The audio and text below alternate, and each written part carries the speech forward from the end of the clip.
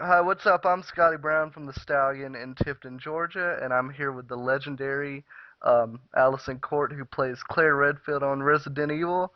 Um, she's the only voice actress that has stayed for the series for the entire time. How are you doing, Alyson? I'm well, thank you. How are you? It's cold here in Georgia. Uh, I think I may have you beat. Is there snow on the ground? there is not. I'm not comparing myself to you in Canada. I'm sure it's freezing over there.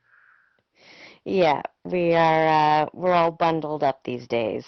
It's winter, you know. It definitely is winter. Um, so, the first question is have you been busy? Is there a lot of stuff that you're doing right now, or are you just kind of taking it easy for the moment? Um, I always find things to distract me and to get me into trouble. So, uh I'm not really one to take it easy, whether it's work related or just pursuing one of my own passions. So I am staying busy. Uh, in terms of voice work, there are a few shows that I'm currently on right now. Mike the Knight is one that's recording on a regular basis, and we're going into season 3. We've got a Christmas special coming out, so that show's doing really well. I just wrote finished writing a short film, a horror short film. So we're going to be shooting that in the new year. So there's stuff going on. So you are getting into trouble. We're not gonna we definitely haven't seen enough Allison Court. We got to see more. So you're doing well with that. Thank you. And I'm glad to hear that things are going well because I've been a fan of yours since I was very little, all the way from Lunette the Clown from the Big Comfy Couch. I know that a lot of people from that play the Resident Evil games and have been a big fan of you never knew that you were actually Lunette the Clown. It's, you know what, it's probably better that way, at least for the Right. first time you play the game, because I can see that throwing someone for a loop, possibly.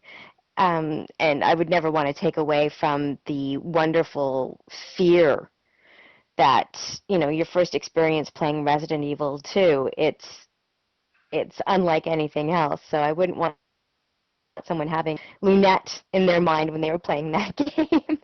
I definitely can understand that. Um, but in my view, I actually I thought it was awesome when I was playing the games and I figured out who you were. I was like, no way, that was my Saturday morning show every week was the Big Comfy Couch. Um, but you did a lot before the Big Comfy Couch, isn't that correct? You did Beetlejuice and a couple things when you were really young. Is that correct?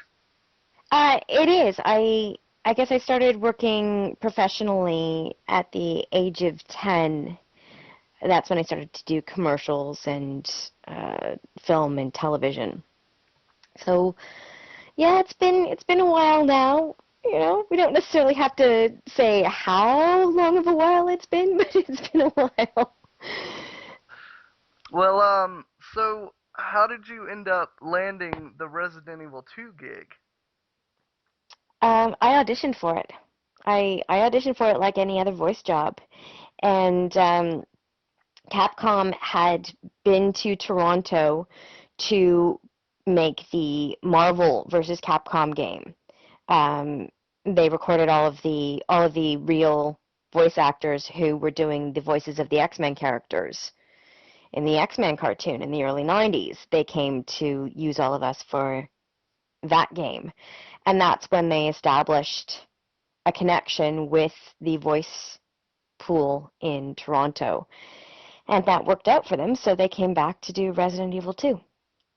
And I've read that you, or actually listened to more interviews from you, and you said that you were a big horror fan, and it was pretty cool to be able to go from, one thing doing children's to being able to scream your guts out and actually participate in something horrific.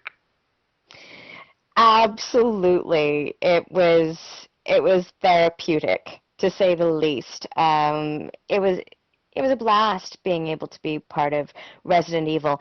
And I apologize that because at the time I had no clue what the franchise was. And to be fair to me, we weren't told the name of the game because companies even back then were so concerned about information getting leaked before they were ready for the information to come out.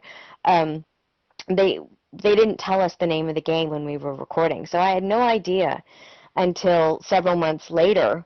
I actually heard my voice and saw the Resident Evil 2 poster and kind of put two and two together, and that's when some friends of mine said, "You're part of that? Resident Evil's Mm. awesome. Can't wait for this to come out," which was a shock to me. I'm like, "You've heard of this? Really? Wow, okay." But yeah, being a fan of horror my entire life, but primarily working in children's television, it was wonderful to have that opportunity.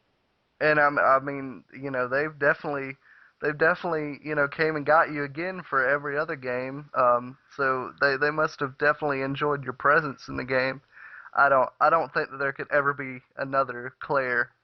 Um, so I wanted to tell you a fun fact because I know that during Yes. interviews and stuff you love to hear, facts about Resident Evil. I don't know if you knew this, but when Capcom first started making Resident Evil, if I can ask, what year did you actually audition for the job? Do you remember?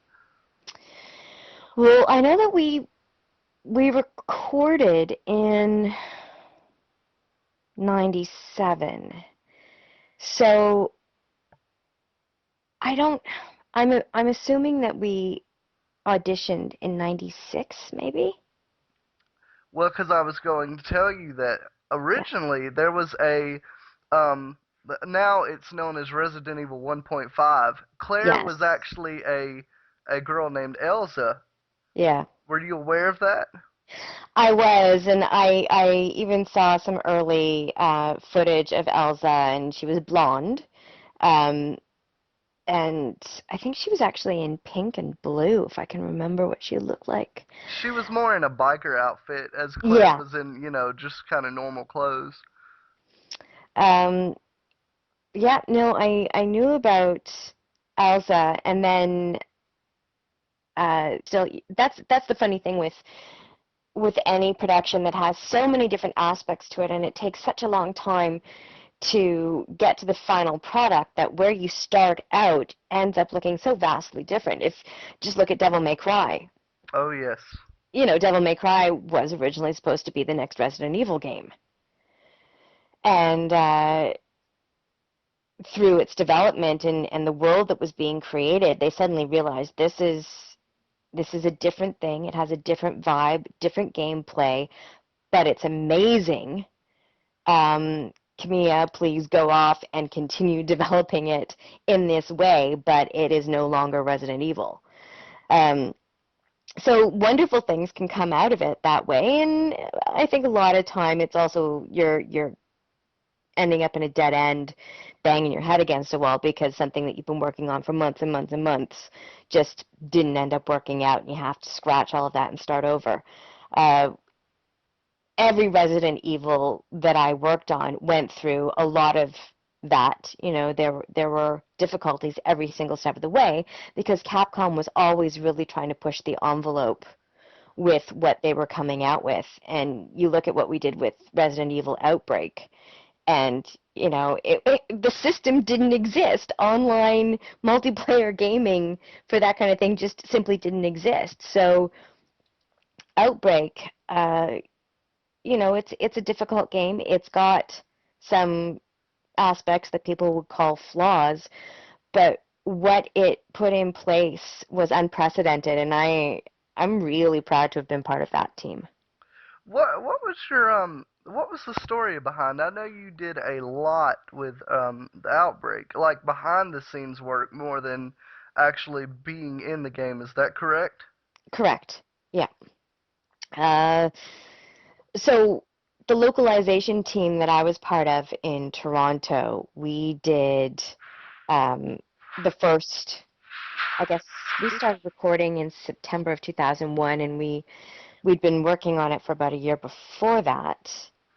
Um, and then we finished, I guess, winter of 2003. So we were on that game for about 3 years, I'd say. Well, it was a big game for Hmm. the series. It was different, multiplayer. Like you said, it was never done. Um, uh, and another cool thing about Resident Evil, I don't know, I'm pretty sure you would find this interesting, is that Resident Evil 1.5 has actually leaked out onto you know the world of the internet, Yeah, and you know just a team of producers are actually making the story, like finishing the game, and actually are going to release it not through Capcom, but um, through just them, and it's going to be released, and you can play it on your PlayStation or PS2 or whatever. So it'll be kind of cool to see another side of Resident Evil 2. But I thought you might find that interesting. that is interesting, and this is something that's being done with Capcom's permission. Um I think that they actually gave it to people because it was actually an ISO file that you could play on your computer, Yeah. and there was collectors trying to sell it for hundreds and hundreds, maybe thousands of dollars. So Mm, they actually got tired of collectors trying to rip, the hardcore fans off that wanted to play it. Uh, right. and so they actually are the ones that leaked it out. Um, so it wasn't necessarily leaked. They kind of gave it to us because there was a petition on Capcom's site to release it. So they finally did because they were tired of the collectors, Right. ripping people off. So you'll just maybe you could research it and check it out. Um,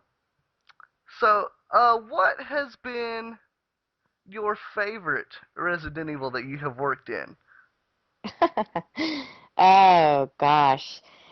I, this isn't probably the answer you're looking for, but uh, I don't have a favorite because every single game had something different about it that was a wonderful experience for me. Obviously, I'm a hardcore horror fan, so gameplay wise, uh, I found the original Resident Evil 2 to be the scariest experience for me. So I love that part. Um, Looking at Veronica and the level of graphics at the time, what they were able to do with that, and just the really twisted story, that part I absolutely loved as well. And then moving forward, getting to do stuff behind the scenes and direct with Outbreak, amazing. And then working with Ms. Gwynn, who directed for the movie that we did, Degeneration. That was phenomenal because I'm a huge Ghost in the Shell fan. So listening to her voice over the headphones, they were, of course, in LA and recording me in Toronto. That was an amazing experience. And then, moving on up with Dark Side Chronicles and Raccoon City, just the the level of intensity with the dialogue and the drama and the action was just getting pushed and pushed and pushed. So it was a different experience every time and always something new and great and wonderful to be a part of. And Degeneration was really, really good. I think a lot of people that watched the movies, you know, the actual live action movies that went to theaters, and Hmm. um, I think that when they could watch Degeneration, they could actually focus more on the story, because I know that in the movies and the games they try to keep the two worlds sort of separate, you know, Yes.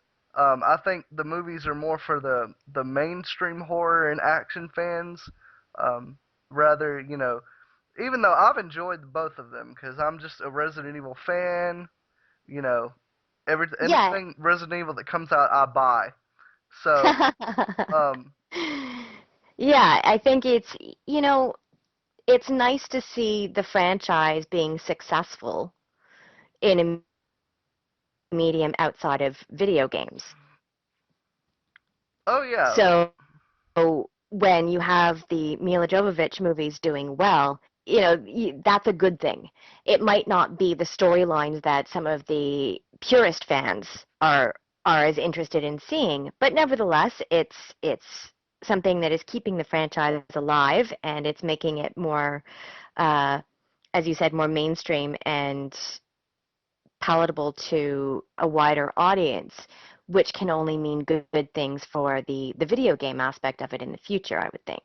More people are going to be like, oh, I love the movies. I should see what the game's like. Usually that's how it works. One side helps out the other. So, yeah, I was happy that I was able to be part of a movie that did give the hardcore fans more of what they were looking for. That was really good. so let's talk about Code Veronica a little bit because I know that that one was more focused on Claire because she had never really had her own game Right. since two. Um, was it a lot different? Was the experience and or was the challenge a lot different than two? Um, was it because I know you probably I don't know if the script was longer, but I'm sure it was because Code Veronica was a very long game. Uh, Yeah. gameplay it was huge. It, you know, for from my standpoint, because I'd done Resident Evil 2 by that point, I had a bit more understanding of what I was doing and how it would play out. So I think I felt more comfortable doing Code Veronica. Um,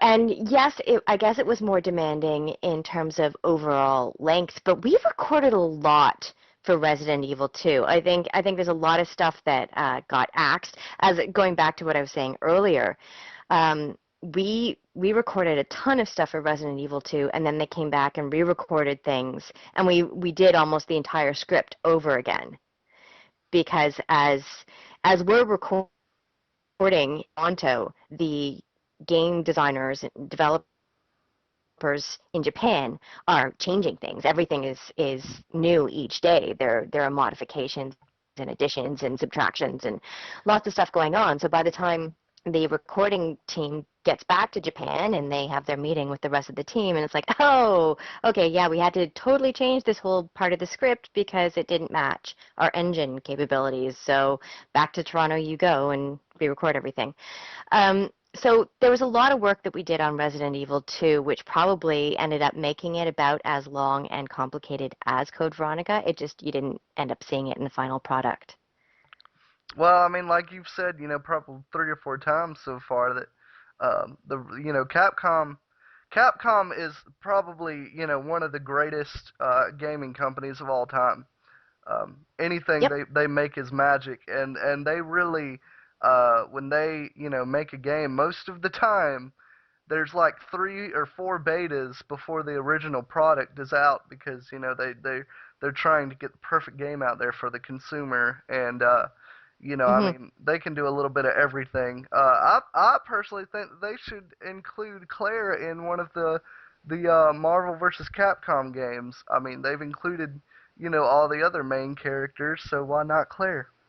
Uh, That would be fun. Yeah, I don't really know what the situation is with Claire, because I know I've heard from a lot of fans who are, I guess, a bit frustrated that Claire has not shown up in a new game for a while now. Um, but it might just be it's a storyline that they don't know what to do with yet, or they're just not interested in pursuing at this point in time. So I don't know what to tell you on that Well, front. I would love for Claire to be back in a game in some sort of capacity. well, there's been rumors speculating with Resident Evil 6, it was a big step that Leon and Chris were in a game together. That's never been Mm-hmm. done. Um, Right.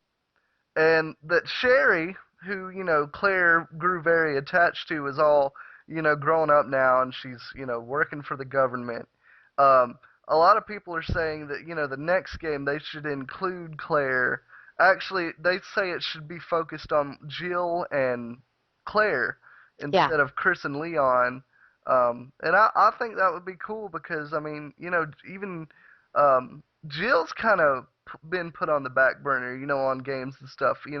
If she's there, she's only there for, a little bit. So, Yeah. I mean, but there's Capcom knows what they're doing, and they know what's best. But I know that, fans are going to be disappointed no matter what product you put out. Yeah. People are going to find the flaws in the product. It's true. If you're looking to find something to complain about, then you're going to be successful. There's always something to nitpick about. And again, it's often just an opinion. There should be more action. There should be less action. There should be a fixed camera. No, there shouldn't be a fixed camera. Like it's really an opinion, and you can't please everybody. But uh, that said, they certainly went one direction when they did Resident Evil 6, Yes. and I personally think it would be wonderful if they swung back the other way, really went much more back to the roots of survival horror, and had the women team up. You know, it's certainly a market that's out there. I think people would love seeing Jill and Claire together because we've never been together before.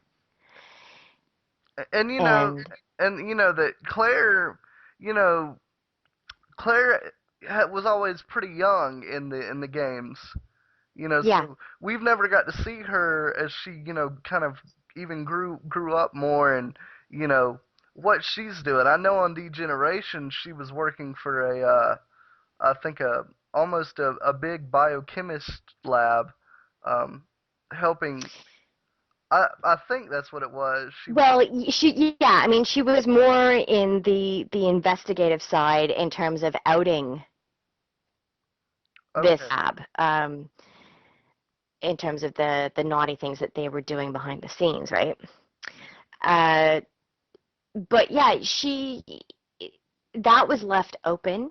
You watch her at the end when she says bye to Leon and Angela, and there's plenty of possibility there as to what she was going off and doing. Oh yeah, definitely. And it And I think she could easily be teaming up with Jill. They would have a great time together, and certainly there is a market for her. I think that's it. um and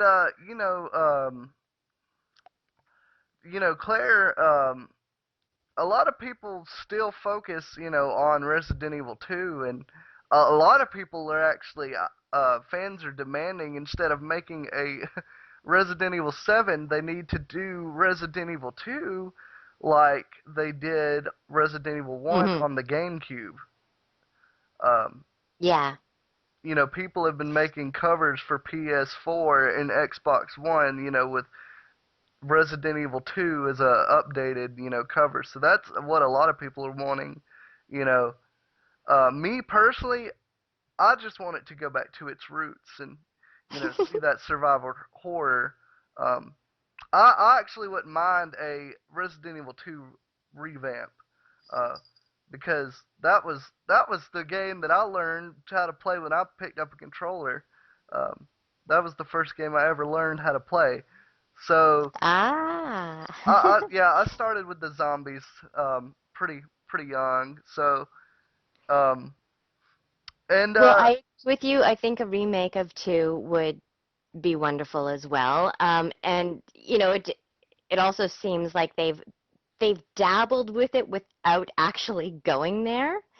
Um, with with Raccoon City and with the Dark Side Chronicles, well, the Umbrella Chronicles in general. Right. There's been a bit of a dance around the idea of doing a remake, out doing a full-on remake. So I don't know. I mean, to me, it seems logical because the story's already written. It's not like you'd have a lot less work than coming up with a whole new game if you were to do a remake. Um, and if people are buying the pseudo remakes anyway, it seems like just sell those ones for as long as you can, Raccoon City and Darkside Chronicles. And then once that's sort of run its course, yeah, go back and do a remake for Resident Evil 2. But that shouldn't that shouldn't preclude them considering to put Jill and Claire in a game together. Because again, a remake would be wonderful, but Jill and Claire were never in it together. And I mean that would be, that would be something, unique to see, and I mean the fans would, I think the fans would definitely enjoy that. Mm-hmm.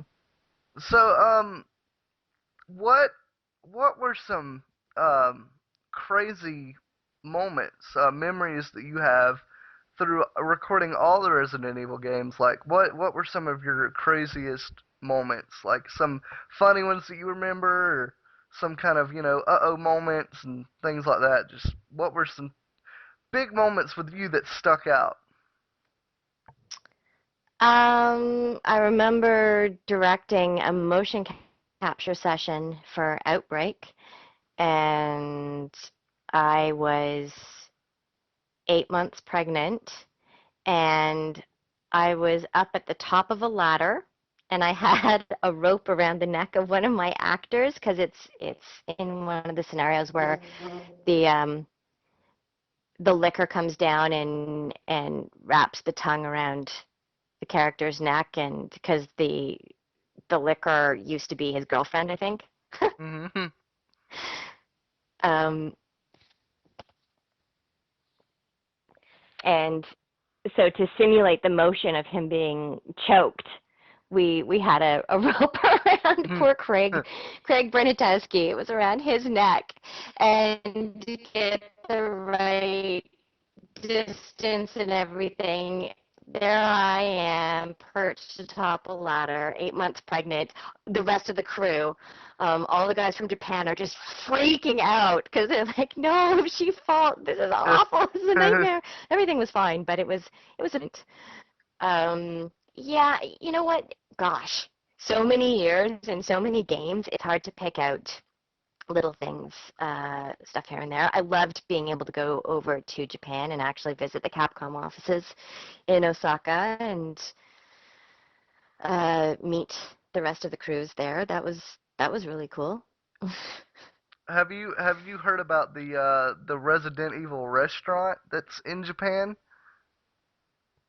I have. I would love to go. It, it's I found out about it. It's phenomenal. I thought that was crazy. Um um yeah, that they have a restaurant. So the franchise, is still growing strong. Actually, you mentioned being pregnant. I know that you had your child, and he's growing up. What does he think about, does he ever play the old Resident Evil games, or do you guys ever talk about, you voice acting Claire, and what does he think about that? So he's much more familiar with the other stuff that I've worked on, because that's more age appropriate. Right. He watched the Degeneration movie and he thought that was really cool, but he's not as uh he's not a hardcore fan of Resident Evil yet because he's only 10 years old. So he hasn't played those games. But he's aware of them, and he's certainly uh it's something in the future that he's looking forward to sitting down and doing. because he's aware that there are people out there who think it's cool, but that hasn't quite sunk in yet in relation to Resident Evil. But it's been funny because this one, I've got a cartoon on currently called Garage Band, and it's great. It's really funny, and I play kind of the villain, for lack of a better word. And because when it came out, it was so instantly popular with kids his age and up, that was one of the first times that it was like, oh my gosh, my mom is so cool. She's doing this show, and everybody who's my friend, they love it, and so they think that's amazing. So he's starting to feel the effects of that, and he's also starting to rediscover the the interesting aspects of the fact that his mom was Lunette. So when he was little, it didn't mean anything to him. But now he's got kids and parents who are like, wait a second, she was Lunette. We love that show. And there's been kind of a resurgence of people freaking out over that. So that's kind of got him a little starry-eyed. Well, I know that I have a lot of respect for you to to have a child and be able to be close to him while doing all that you do because you've been busy since since you started, and so you know Yeah, I definitely we have were respect for we were you. actually yeah. Well, Go. thank you very much. I appreciate the respect, and I appreciate your continued support for the work that I've been doing. Because, without people liking what I do, I wouldn't have a job. More people need to realize that, so I'm glad you do. But I mean, you're good at what you do, so you Thank know you're definitely going to keep having a job until you possibly cannot go anymore. you. And I know that like you said, you have a lot of work coming up, and that would like to do, Claire. And I'm pretty sure things are gonna go great. Okay, so wanted to ask you, who is your favorite villain from the Resident Evil series, and why? Why? Oh, I don't know that I could properly answer why in a fulfilling way. I've always had a thing for Wesker. I love Wesker. Wesker, well, So, yeah, Wesker is awesome. yeah. Um, I don't know why. It could be in the original voice that what what Richard Waugh did for Resident Evil 2 is pretty fantastic. And then DC Douglas now, it's just like, what great guys. How can you not love whatever character they're voicing? Yeah, I get caught up in the fan fiction stuff, and I have this naughty dark side where Claire and Wesker have a thing going on, but Hmm. And that would I should keep that to myself. that would be crazy because Claire or Chris and Wesker hate each other. Yes. Like when they get in a room together, it's madness. So to find out that could you imagine how Chris's response with his big gigantic muscles and hitting the walls when he finds out that Claire and Wesker could have a thing? He wouldn't be too happy. No, he wouldn't, but that would be an interesting added dimension to the storyline, see? And then you could have, well, imagine the internal conflict for Wesker. If he found himself falling for Claire and, he's reminded that, wait, this is Chris Redfield's sister. I hate Chris Redfield, and yet drawn to Claire. There would be so much inner turmoil. It would be wonderful. Because I think he's even said, "I hate you, Chris." So, Yeah. um, but I honestly, personally think that a lot of people like Wesker because of the trench coat. There's just something about that trench coat and sunglasses that He's just so awesome. How could you Yeah. how could you not like Wesker? Um, I Well, really do you watch The Walking Dead? I do. I do, yes. So if you look at one of the most recent shots of the governor, when he's standing in the trench coat, he's got the eye patch, right? Right. And standing in front of the burning building, and he's just got this look on his face, and it's like wow, talk about Resident Evil homage right there. That image with the long black trench coat, and yeah, it's only one eye patch. It's not like sunglasses, but it's pretty similar. You know, The Walking Dead was I've actually been in the city where, they did the set cuz it's actually filmed in Georgia. Yeah, that's great. Um I had a friend and it's always filmed right down from her house. Mm. She could honestly almost look out her window and see what's going on. Uh, So she lives surrounded by zombies. she really That's does. oh dear. She does experience the outbreak that we talk about all the time. Yeah, for her it's real. Yikes. I too liked Alfred because he was just so twisted Mhm. and first off he kind of reminded me of the Joker. Uh, from Batman, the way that he thought that what he was doing was just a fun game, and Yeah. Poor Claire was just in so much, and uh, I think the one person that she fell in love with, Steve, he ended up passing away, so poor Claire could never catch a break during that series or that all those moments. Yeah. Um, but I so do you have any work that that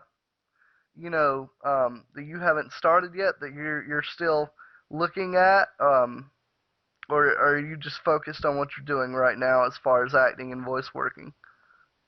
Um I'm focused on the things that I'd mentioned earlier right now. My partner and I, we've got the short horror film that we're going to be doing, but it's part of a, for lack of a better term, a 5-year plan, as it were. We've got several scripts in there that we want to get produced, so this is the first. Um, and I'm very excited about it because uh, I haven't written a film before, so. And I mean, it's when it's all said and done and finished, and if it's a huge success, you can say that's mine. You know, Mhm. I own that. So, um, well, definitely if you were willing, I would like to keep in touch and maybe get another interview. Later on down the road when you get further into it, and I would definitely love to advertise it over here. You know, um, in the East Coast of the United States to get it some popularity because if you're doing it, it's gonna be magic. That's all you can say. Well, thank you. That is really, really generous and kind of you to say, and absolutely, uh, I will take you up on that offer. I hope I have something to send your way soon, sooner rather than later, anyway. And it's funny. We've always had great times in Georgia. When I was on tour with the Big Comfy Couch, it was always a sold out house for the show, and wonderful audience response in Atlanta. And the first time that we knew that the Big Comfy Couch was suddenly a popular, successful show was in Atlanta. I had been appearing at various stores in the United States for a few months. This was back in 1995. Right. And it was in November in Atlanta where I was at, I think it was an FAO Schwartz. and I had gotten into my costume, and we were staying at a hotel that was attached to the mall. And nobody really cared if there was someone in a clown suit skipping through the halls of the mall because people didn't really know me up until that point. Right. And so I'm coming back from lunch from my hotel, and I'm in my costume, and I'm skipping along the hall, and I see lots of people, but it's a mall. It doesn't really register. And the woman who was with me from Time Life at the time, she sees me, and she comes running up, and she kind of grabs me and pulls me around the corner into a quiet hallway, and she's like, "These people are here for you. I don't know what's happened here, but there's a huge lineup. They're freaking out. They're so excited. We need to bring you in the back way." And that was in Atlanta. So, And it was the first time where I was like, "What do you mean they're here for me? Huh?" So they snuck me in the back way, and when I came out and got into my chair, the people went wild. The cameras were flashing. The kids and their moms were cheering, and it that was a turning moment. It was never quiet after that. well, actually, I heard, I know that you enjoy, trying to go to, the fun conventions, um, like, stuff like, Comic Con and stuff like that. You said that if you're told about these conventions, you would definitely try your hardest to go. Is that correct? Not as Lunette, obviously, but just to go. Yeah, I don't really. Yes, I guess it's something that I personally don't have, but I know a lot of actors in the United States have convention agents. So they have a separate agent that actually books conventions for them, which is a fascinating concept, and I never even would have thought of that. So I don't have a convention agent. When people ask me to go to a convention, or if a convention sort of, they go out of the way to find out who my agent is and ask me to show up, then I say yes, I love it, but it's not something that I actively seek out just because I wouldn't even know who to talk to. Well, I actually, because I write for the newspaper, I'm definitely gonna go. There's one in October. No, not October. No, it's it's the end of. It's usually the last weekend of August to the first 2 days in September. It's called Dragon Con, um, and it's in Atlanta. Uh, and it's really fun. Um, my girlfriend and I are actually planning on Okay. going, and Oh yeah, I know Dragon Con. um so I wanted to tell you that I'm sure that it would be awesome to have the voiceover of Claire at Dragon Con. I think it would be a lot of fun. But I do know Well, that Atlanta is a if far away from Canada. So oh no, I it's not that bad of a flight. I've actually had several stopovers in Atlanta when going to other places. Um, there used to be a bar in Atlanta that I loved. I think it closed at Voodoo, the Voodoo.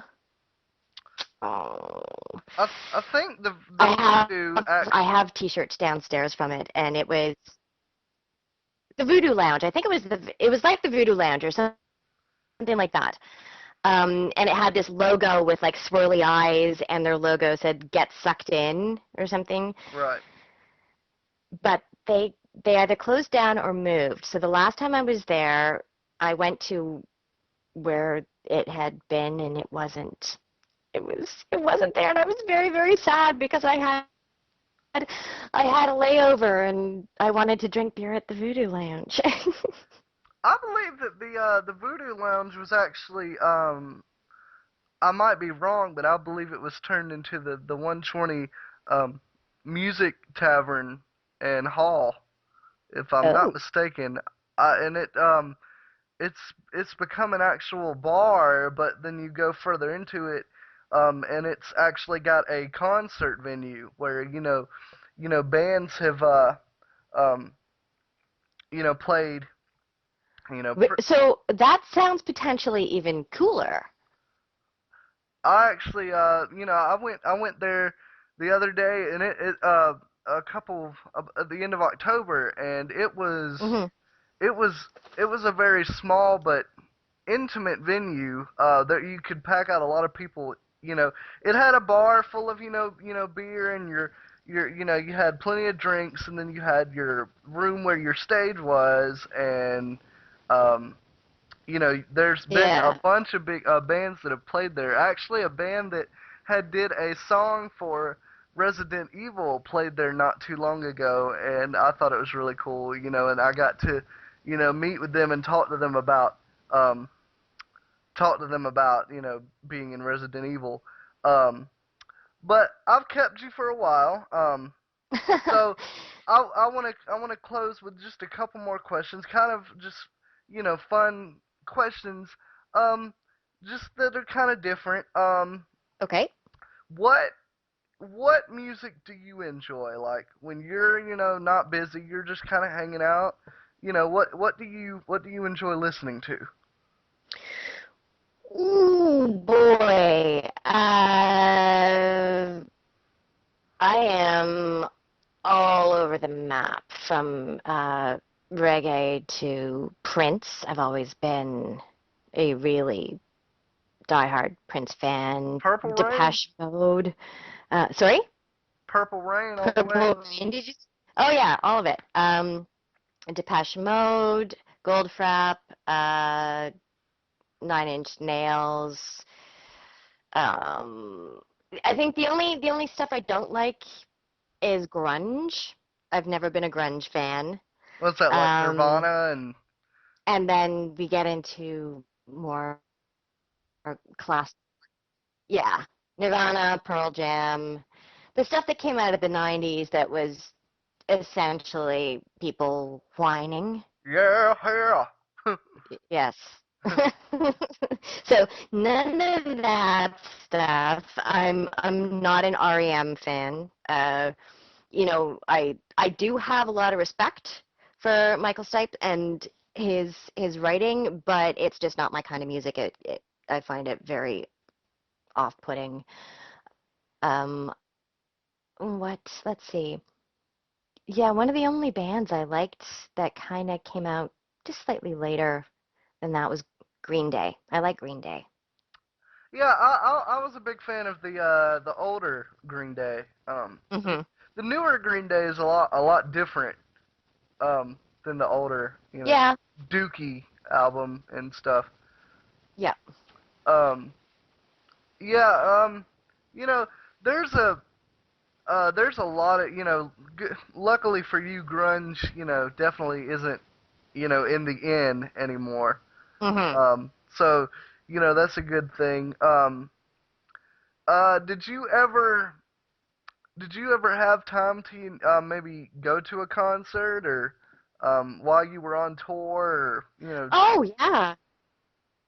Yeah, it worked out wonderfully. While I was touring with a lot of the stores for Comfy Couch, Prince was doing a tour. So I ended up seeing him multiple times while I was on tour in the United States.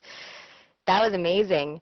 And nowadays, I shall say I like the Black Keys. I saw Um, them live. That was good stuff.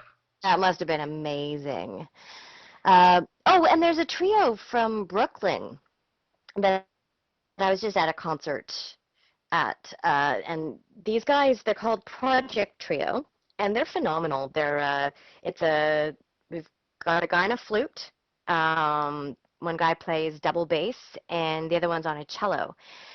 And they're classically trained musicians, but then they've pushed it beyond that, where they're just doing unbelievable things with the sounds that they're able to generate from their instruments. And the flute player actually beatboxes while playing the flute. Wow. Yeah, it's crazy and it's mind blowing when you watch it, but it's so funky that I highly recommend any chance you get to either check out Project Trio. I don't know how much touring they do in the U.S., but they certainly have CDs out there. But yeah, if you can go and see them in person, do it because it's an incredible musical experience. Well, I love to travel, so I mean, yeah, I mean, so if I have to travel, I actually drove um about 6 hours to see a band called Alter Bridge that um never they're from the U.S. but they never do shows here. Mm, So that so we drove a little while to go see them, which for a fun fact, that's Creed with another lead singer. yeah. I don't know if you've ever heard of them. Um, Yeah, yeah. I, and I But so are they still doing? Because Creed was more faith-based, wasn't it? um Like, they liked Scott Stapp had a lot of Christian lyric, but mm, they did not ever want to be classified as a Christian band. Um, right. However, Scott Stapp, released a solo album, and then he just released another one, and they're pretty faith based. But Creed was Okay. never one for, you know, uh, a faith base, and Alter Bridge definitely isn't. You go to one of their shows, you'll find that out. No, I mean the lyrics. Okay. Okay. Um, Cool. so yeah, and a fun fact that you might not know about Resident Evil 2. I don't know if Capcom meant to put this in there intentionally or as a spoof or an Easter egg in the Mhm. game, but uh, during Leon's video, as soon as he's pulling up in front of the body, there is a cue that you can play Metallica's Inner Sandman, and it goes with the entire video. Like What do it, you mean there's a queue? What do you have to do? there's a certain time where when that video's on, you actually play the song Inner Sandman when Leon's Jeep is pulling up to the dead body in the middle of the street.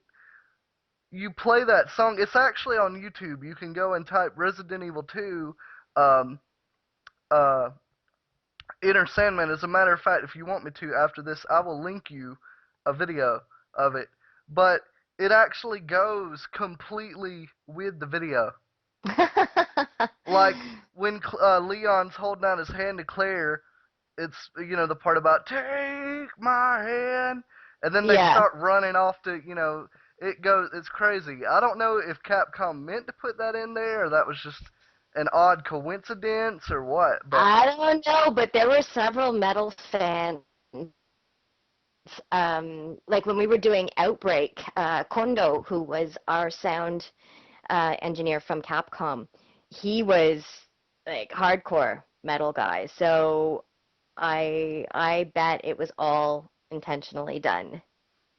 Or else it's, whoever was editing that scene, putting it together, maybe they were listening to Sandman as they were doing it and just like right.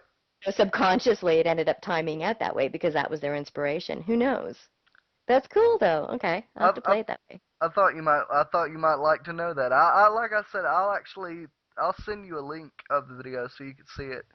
Okay. Um, uh, One last Resident Evil question, and then Yes. we what did you ever feel? This is kind of a two-part question. Did you ever feel that you know it was almost like your personality was in Claire? If it was an outbreak, would that be how you would act? And also, did you maybe slightly feel even a little close to Sherry, even though she was a fictional character and you had to care for her so much in the video game? Well, Sherry was voiced by a friend of mine, um, and a girl who's a few years younger than me, and I've known her since she was, I don't know, 8. Oh wow. So, yeah, that certainly wasn't hard. I think there was a natural. affinity for Sherry, and you look at the circumstances, I don't know, I think anybody would probably have that come out in their performance, just those tender moments, because it's a very scary situation to be in, especially for a little child. And yeah, I guess there are aspects of Claire's personality.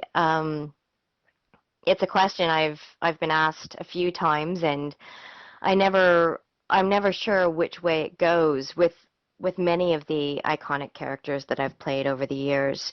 Uh, I guess we kind of rub off on each other. So there's certainly a lot of me in Lunette and, a lot of me in Claire, but it's gone the other way too. By playing them, a lot of their character and personality, I think, has probably rubbed off on me as well.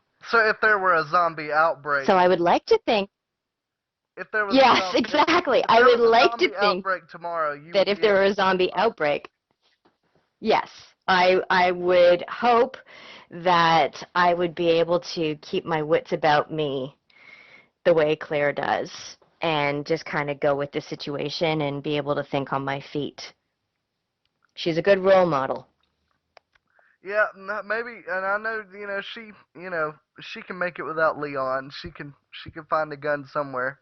So, and all you need is some green and red herbs and some first aid sprays and some ammunition, and you're good to go. Mm-hmm. But like I said, I hope that in the next maybe few months, maybe in the spring of 2014, we can get a follow-up interview. And because being a journalist, and I like to conduct multiple interviews to follow up. And I think it makes the story better when you do it that way. And um, so uh, I hope that we can um, you know Oh, uh, we'll chat again for sure. It would be my pleasure. Absolutely, and I definitely appreciate your time. I didn't expect. This has been the funnest and actually the longest interview I've ever done.